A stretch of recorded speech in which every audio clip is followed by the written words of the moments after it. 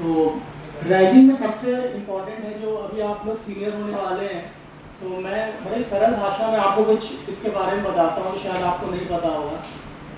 देखिए, anti ragging laws जो हमारी कंट्री में है वो सुओ मोटो कॉग्निजेंस की बात करते हैं। मैं आपको इसलिए ये वर्ड इम्पोर्टेंट इसलिए है क्योंकि अगर आप किसी जूनियर की रैगिंग कर रहे हैं तो आप ये मत समझिए कि उस आरोप को सिद्ध करने की जरूरत है। अगर जूनियर ने आप पे आरोप रैगिंग का लगाया तो उसका कथन और उसका स्टेटमेंट फाइनल माना जाता है लीगल टर्मिनोलॉजी में। अभी आप लोग इतना लीगलिटी नहीं समझते होंगे। तो लीगलिटी के दो बेस होते हैं। पहले आपको ये पता होना चाहिए कि कौन सा आरोप आप पे है, आपने क्या किया है, और अगर आपने वो कृत्य किया है रैगिंग का तो आपको क्या पनिशमेंट मिल सकती है और किन धाराओं के तहत या किन सेक्शन के तहत या कॉलेज लेवल पे किस तरीके की आप पे आरोप लग सकते हैं। तो बहुत अच्छा पोस्टर प्रेजेंटेशन है और जो हर जगह लगा भी है। तो पीपीटी से पहले मैं आपको बताना चाहता हूँ, बड़ा ही क्लियर कट लिखा है। अभी आप बहुत यंग हैं तो आपको पता होना चाहिए कौन सा एक्ट रैगिंग के दायरे में आता है। तो बच्चों 7 चीज़ें ध्यान रखनी है जो आपको नहीं करनी है। वो इस पोस्टर में भी लिखी हुई है और पावर पॉइंट प्रेजेंटेशन में भी। क्या लिखा हुआ है? सबसे पहला वर्ड है फिजिकल, मेंटल और सेक्सुअल एब्यूज। आप समझ सकते हो कि मेंटल अब्यूज मतलब आप किसी भी जूनियर को कोई ऐसी बात नहीं कहेंगे कि वो प्रताड़ित महसूस करे, अब्यूज महसूस करे।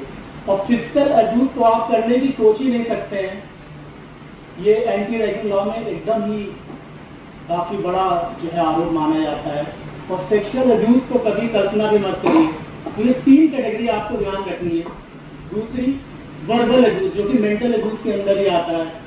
ऐसी कोई गलत भाषा, ऐसे कोई गलत शब्द, गलत टोन अपने जूनियर के साथ नहीं यूज करना है कि वो प्रताड़ित महसूस करे और आरोप लगाए। जैसा मैंने आप बताया सुओ मोटो कॉग्निजेंस है, उसका आरोप ही ये सिद्ध करने के लिए पर्याप्त है कि आपने वो कृत्य किया है। आप ये मत सोचिए कि आप आएंगे, वो आएंगे, फिर पूछा जाएगा किसने क्या किया नहीं किया। अगर आप पे आरोप लगा है और जूनियर कह रहा है कि आपने उसको प्रताड़ित किया है फिजिकली, मेंटली, उसका आरोप ही अपने आप में पर्याप्त है। तो बहुत सावधान रहिए। प्रिंसिपल सर ने कहा भी है कि सोचिए भी मत अपने इस कैंपस में कि आप इस तरह का कोई कृत्य करेंगे। तीसरा इनडिसेंट बिहेवियर। अगर आप कुछ बोलते भी नहीं हैं और आपकी बॉडी लैंग्वेज से या आपके इशारों से कोई इनडिसेंट मैसेज जा रहा है जूनियर तक, चाहे वो मेल या फीमेल हो, तो वो रैगिंग के कृत्य में आता है। चौथी बात क्रिमिनल इंटिमिडेशन। इंटिमिडेशन वर्ड का मतलब आपको पता है, किसी को भयभीत करना। क्रिमिनल इंटिमिडेशन मतलब किसी क्रिमिनल इंटेंशन से, किसी रॉन्गफुल इंटेंशन से किसी को भयभीत करना। चाहे आप किसी मोबाइल मैसेज के माध्यम से, किसी ईमेल के माध्यम से, किसी फोन कॉल के माध्यम से, आप किसी को भी क्रिमिनल इंटिमिडेशन नहीं कर सकते। 5वां स्टेटमेंट अंडरमाइनिंग ह्यूमन डिग्निटी। इसका मतलब आपको समझाता हूँ, काफी इंपॉर्टेंट है ये। ह्यूमन डिग्निटी को आप ब्रीच नहीं कर सकते। इसका क्या मतलब है? किसी भी जूनियर की कास्ट, क्रीड, कलर, रिलीजन और बॉडी लैंग्वेज पे आप कमेंट नहीं कर सकते। मतलब ऐसा नहीं है कोई जूनियर आया, भाई हर तरह के बच्चे हैं और उसके रिलीजन पे आप नहीं बोल सकते, उसकी जाति पे नहीं बोल सकते, वो मोटा है, पतला है, काला है, गोरा है, उसको कोई फिजिकल डिफॉर्मिटी है, इस पे आप नहीं बोल सकते। और अगर उसने आरोप लगाया तो वो पूर्णतः सिद्ध माना जाएगा। ये बहुत ही सावधानी पूर्वक रहेंगे।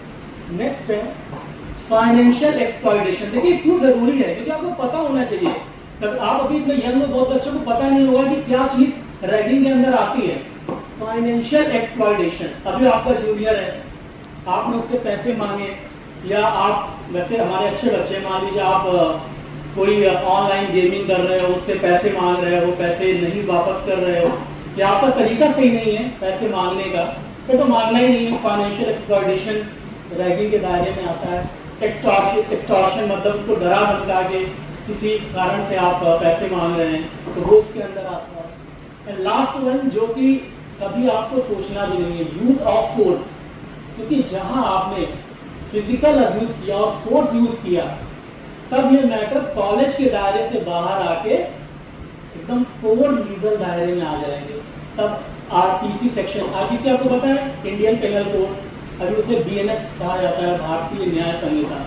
अगर आपने फिजिकल फोर्स यूज किया किसी भी जूनियर पे तो फिर बीएनएस की धाराएं और पुराने में आईपीसी की धाराएं आप पे लगेंगी।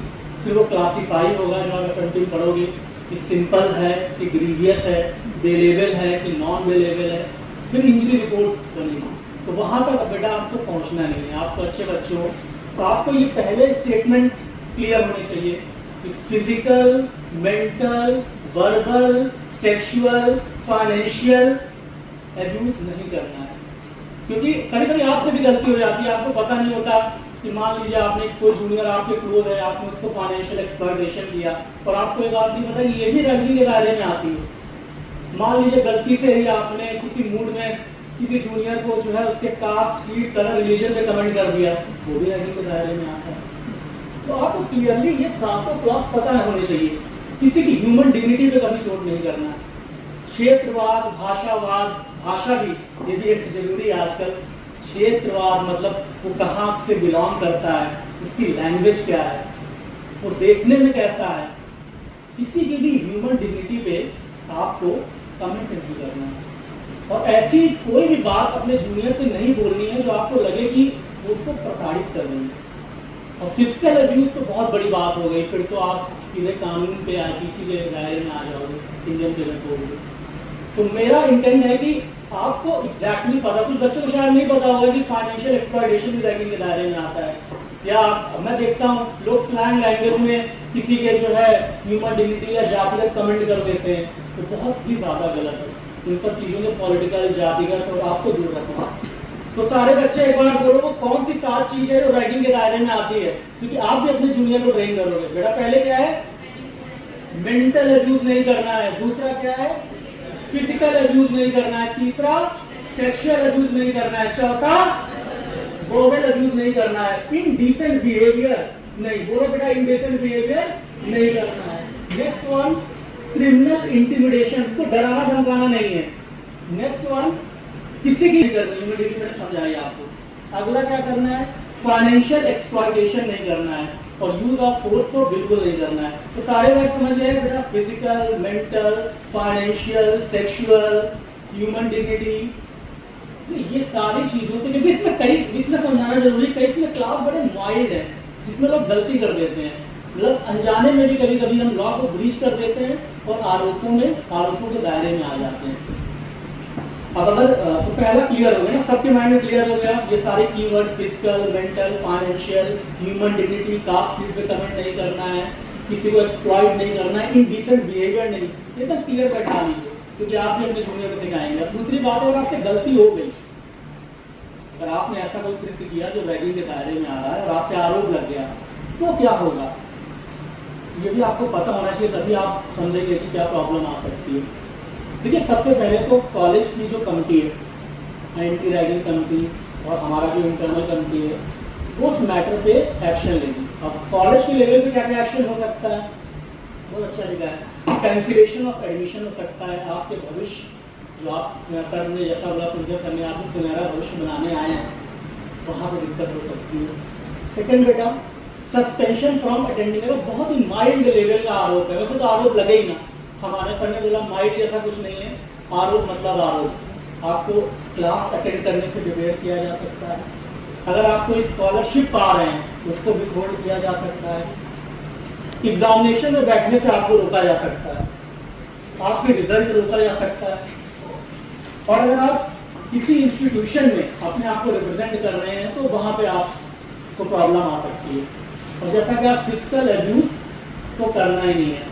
तो लेक्चर खत्म करने के लिए चाहता हूँ कि आपको एग्जैक्टली फिर सब बच्चे साथ में बोलो कौन कौन सी चीज़ें रैगिंग के बारे में आती हैं, physical, mental, verbal, sexual, financial exploitation, किसी भी ह्यूमन डिग्निटी पे चोट नहीं करना है, कास्ट, क्रीड, रिलीजन, किसी भी मैटर पे कमेंट नहीं करना है किसी बच्चे को। तो आप लोग इसको अपने मन में रखो, और जैसा कि प्रोफेसर सर ने कहा कि माइल्ड से माइल्ड लेवल की भी रैगिंग इनटॉलरेबल है हमारे इंस्टीट्यूट में, और आप लोग ध्यान रखिए और यही परंपरा आने वाले जूनियर्स को भी दीजिए।